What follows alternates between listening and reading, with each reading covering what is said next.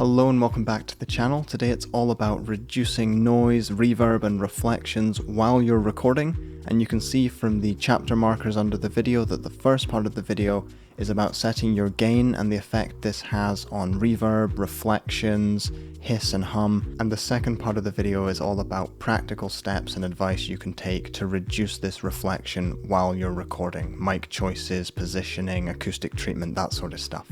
So I'm hoping to deal with a couple of audio myths and misconceptions in this video, so let's just jump right in.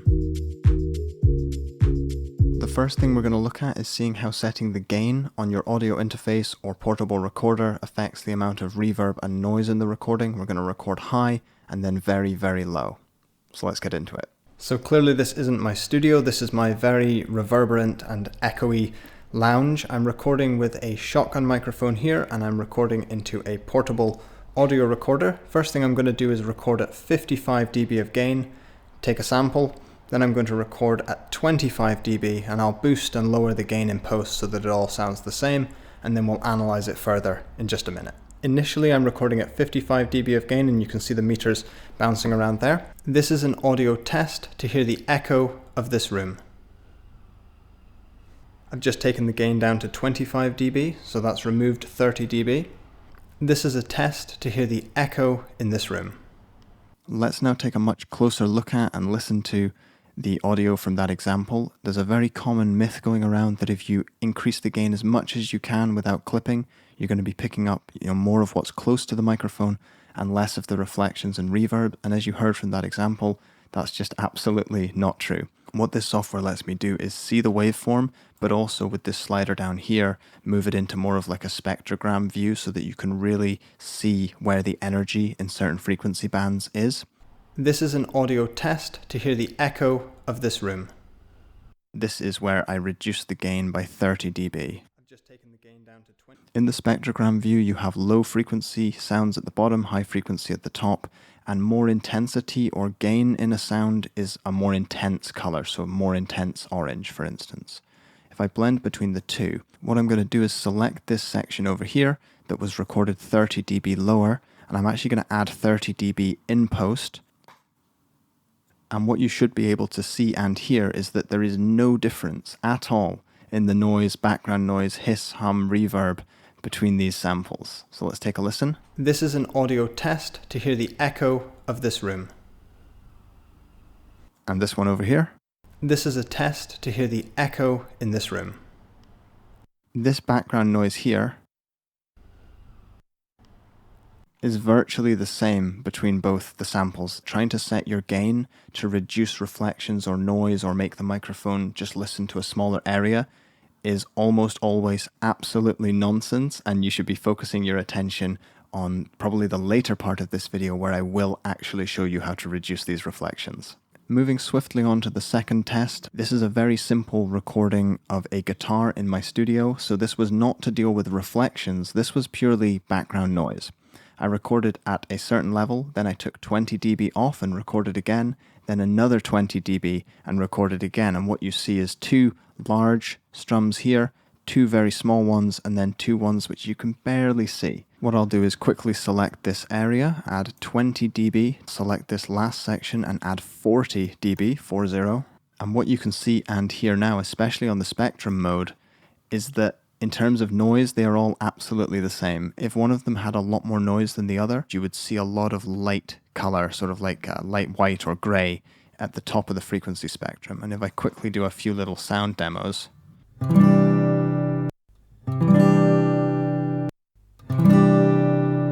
let's listen in just for the noise.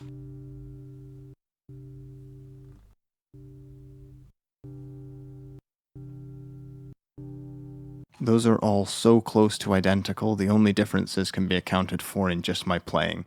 So again, in this case, trying to reduce the hiss or hum by recording at a higher gain is sort of a very futile endeavor. It's generally a good idea to record at a louder level anyway for various reasons that I'll discuss at the end. So I do not recommend recording at minus 50 dB peaking. That's not the point I'm trying to make. All I'm trying to say is that trying to reduce the hiss or hum in your recording by recording much louder in the digital domain, USB audio interfaces, portable recorders, that's not going to work for you either. So let's move on to the practical part of the video. This second part of the video is loaded full of practical stuff you can do to reduce the reverb and hiss. If setting the gain isn't going to make a difference, don't worry, I'm not just going to leave you with no solution. What I've done is recording in a very large reverberant lounge with a lot of windows, absolutely no treatment. I tried to play sort of a simple strummed progression and then a little bit of finger picking just for variety. We'll start by taking a listen to these two examples and then I'll have a little discussion about them.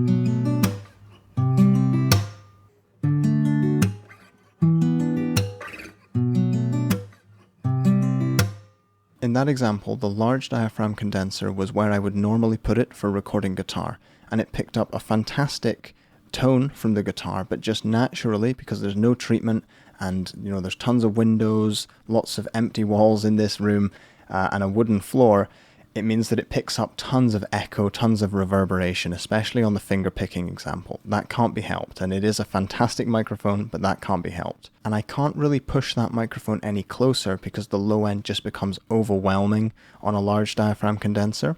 So what I did is on the small diaphragm condenser, I moved that much closer to the instrument, so it was picking up a lot more of the instrument and a lot less of the room. You can do this with small diaphragm condensers because they don't tend to be overloaded on the low end so much. The diaphragm's just a lot smaller. However, this close mic'd sound did sound pretty unnatural. It didn't sound like a full balanced guitar tone. It didn't have as much noise in it, like reverb, but it didn't really sound great. So the next thing I'm going to do is set up some acoustic treatment. So I've rolled out a rug to put under the chair, and I'm going to move in two of my acoustic panels. These are the same homemade acoustic panels that I used in my studio. I've just taken them off the walls and we've added some little feet to the bottom of them. But this is the chance where you can use anything you've got at hand. If you've got blankets, pillows, cushions, anything, if you can just put those just on the floor around where you're recording, or maybe drape a blanket over something and put it near to you when you're recording, that's going to make a massive difference. This is such a makeshift solution that any acoustic technician watching this will be laughing at me, but this is just what we deal with in the real world. Remember, guys, we're all, in home studios, bedroom studios, wherever we get a chance to record. We need to make the most of it. With that said, the treatment that you do have, it's best to try and put it in front of the microphone. Microphones tend to reject a lot from the back anyway, so try not to worry too much about that, and place it sort of in the front and side of the microphone, so that any signal that's going to be hitting the front of the microphone might be absorbed by those panels or those blankets on the way there. So now with this treatment set up, let's take a listen.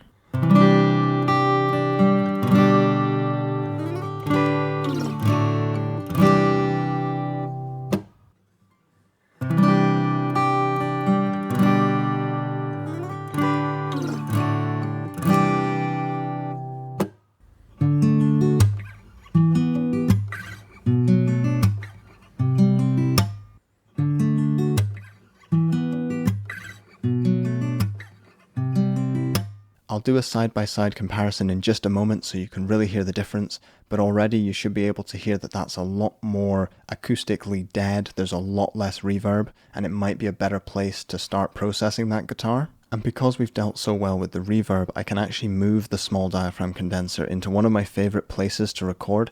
I don't really see other people doing this, but I find with a small diaphragm, moving it above the sound hole and pointing down at the guitar's body tends to pick up the whole sound of the actual resonating guitar body, which is what's really making the sound. Let's now take a listen to that new microphone position and also a side-by-side comparison with and without treatment.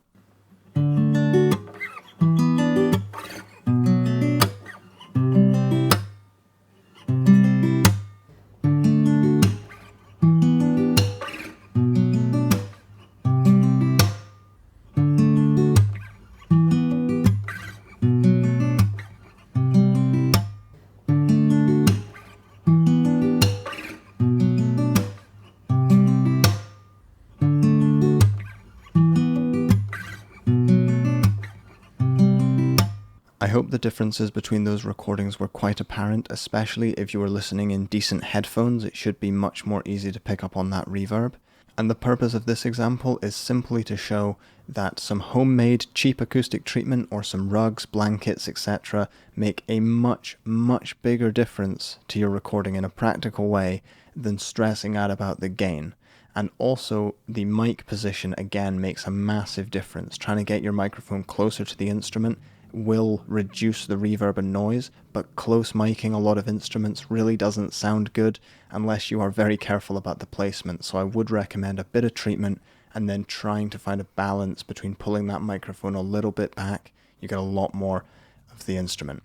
So then it begs the question, when does it matter to set the gain? So there's plenty of times when setting your gain correctly is critical. Anyone who's ever worked in live sound knows that you cannot just record something at minus 50 dB and send it through a signal chain and hope that it's going to get out the PA okay. So clearly, live sound, you need nice, healthy signal levels at all parts of the chain.